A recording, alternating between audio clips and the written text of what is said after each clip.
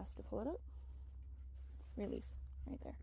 Okay, so good sign, he's pretty good with releasing. And then once he gets comfortable with the rope, then you can add your hand. You want to go slow, you don't want to just go right for it. Let's see what he does. Okay, normally when I start working on horses like this, I start petting them down and I'll start wrapping my hands around his legs. Obviously my other hand's holding the phone, and I would create that squeezing motion to kind of get him used to it just at first, because sometimes horses will not, they'll panic once your hand gets down there and you start squeezing. So I go slow and I squeeze, let him feel that all the way down his leg. You gotta watch that back leg. So I'm in a dangerous position. If your head is towards the back leg, that back leg can still come up and nail you. So you do need to be aware of where you are standing at all times with horses. Normally, I would be facing the other way, but because I'm teaching him how to do this, I am facing this way. But for safety reasons, just note that that back leg can get you if you're facing this way.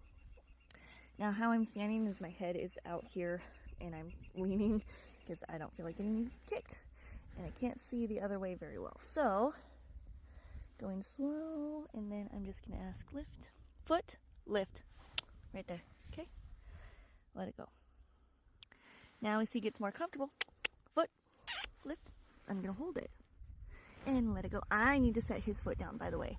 You do not let the horse set their foot down. You set it down, because the minute that they rip that foot out and they slam it down on the ground, they think that that's okay. So you only pick it up for a little bit at a time. Foot. Okay, enough right there. Set it down, set it down, set it down gently. And then as you build, you can add on to that. So you can hold that hoof for a lot longer and a lot longer and a lot longer every single time. So good job, sweetheart. You did amazing. That was the first time with me actually picking up his feet. So then once you get comfortable picking up their feet, you're going to start adding in tools.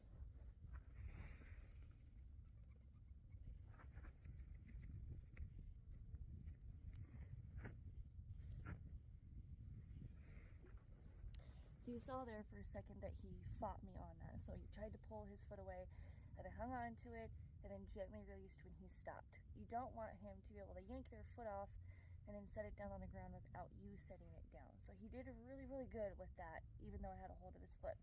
I also started introducing the pick today, and he did really good with that. But what a lot of horses struggle with, this bad boy. So we're gonna see how he reacts when I add this.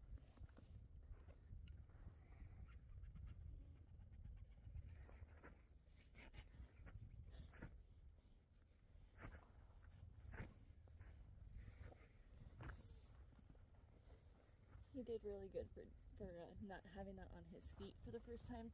This makes a really funny feeling on their feet, so they most of the time kind of freak out. This is a rasp, by the way. Safety 101, don't sit like this either, how I am standing.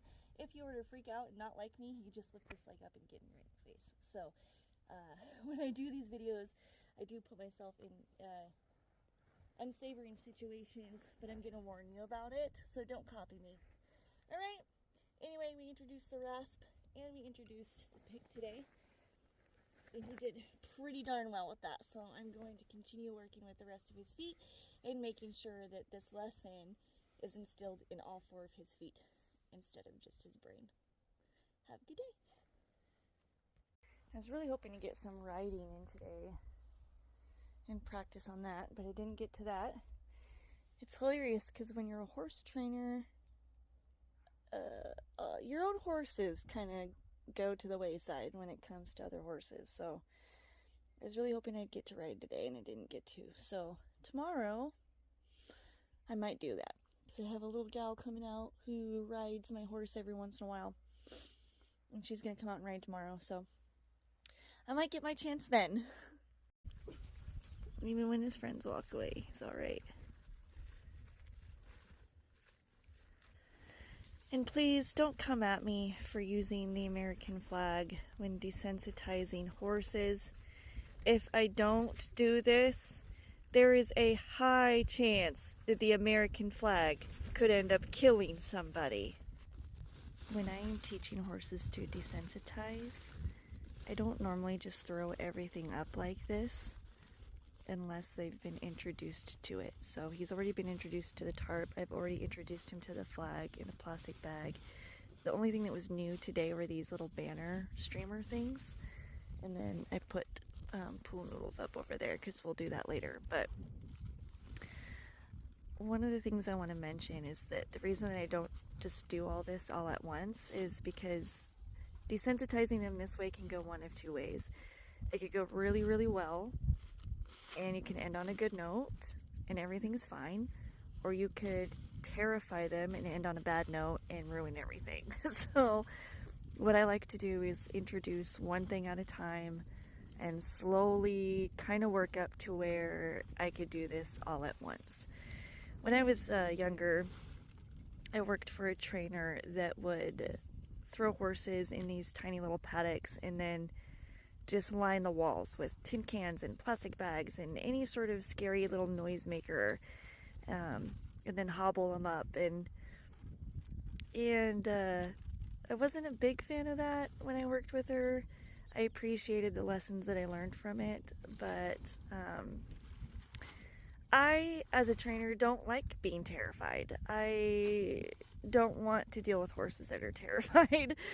That's not fun for me, and it's not fun for them, and so I'm not into that anymore. So when I go into desensitizing horses, I do, for me personally, like to introduce one thing at a time, and then I will introduce everything all at once he gets comfortable. But I would not just throw all this stuff up in here and then throw a horse that hasn't ever been introduced to this stuff before and just expect them to be okay and expect them to settle down after a while, because I've seen it go one of two ways. Like I said, I've seen it go where it ends badly and they become stressed out anytime that you put them in a round pen after that.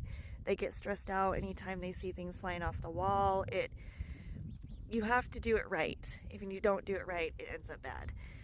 And then if you end up good like this is the result that you can get from it. So that's just the reason I like to do that. So anyway, here we are, day 27. Over here. Good boy.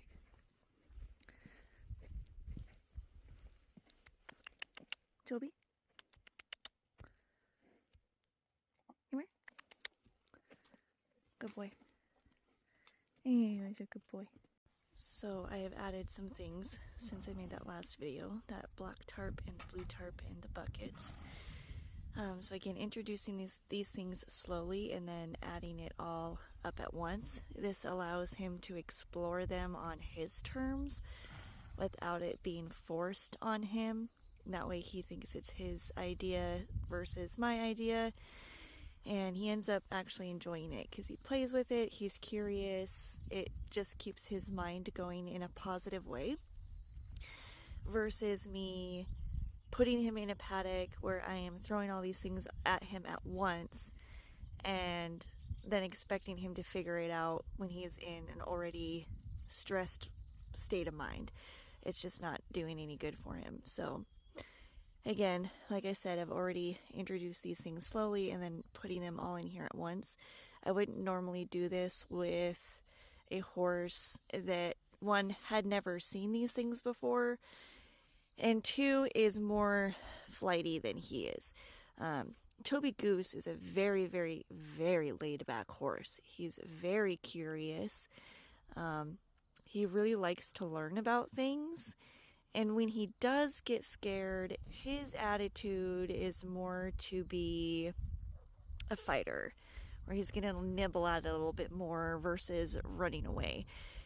So he has the mentality to be able to handle stress a lot better than a horse that's really flighty, that has a lot of anxiety, that is more about flight than they are about fight. So,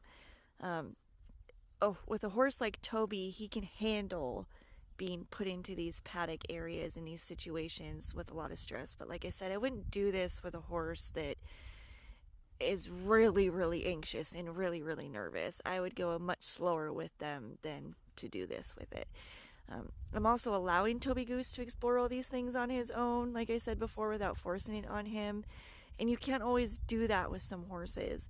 With some horses, if you do this and they decide on their own that they're scared of everything and you pull them out when they're not ready, or you end on a bad note, or you end when you're not supposed to, you've just solidified in their mind that they don't ever actually have to be calm around these things. They can just be anxious and full of fear and eventually they'll get out of that situation. And they just don't ever learn how to regulate themselves. So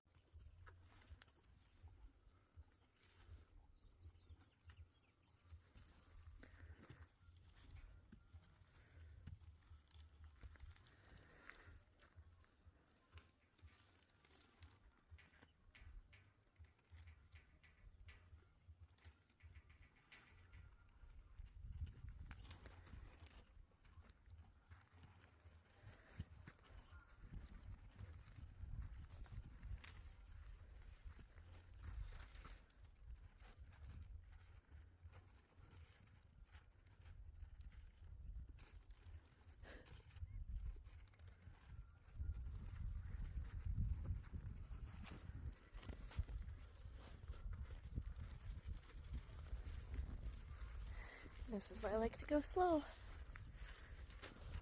And all the scary stuff.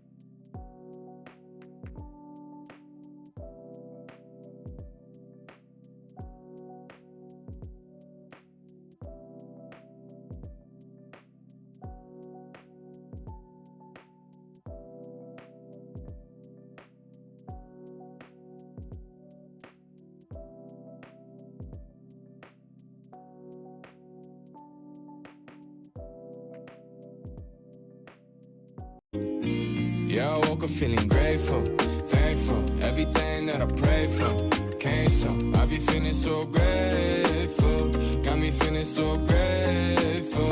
Yeah, I woke up feeling grateful, thankful, everything that I prayed for came so. I be feeling so grateful, got me feeling so grateful. Okay, I dream in color, but I live in moments. I see the world in stories, so I always told them. I think I always had a knack for love. Only thing is I ain't know it, but it's funny how it changed when you notice it, or how you gotta let go to get a hold of it. Homie wrote a spliff up, feeling like I'm 6'1", even though I'm 5'8". It's a mind state, and you know I'm 10 toes down for you. Deep as ocean blue, we could roll with the crew, spread love like we supposed to do. Can we been have blessings, but it's loads of new ones. It's on their way still, so on my grave, just tell the world I'm grateful. I always gotta see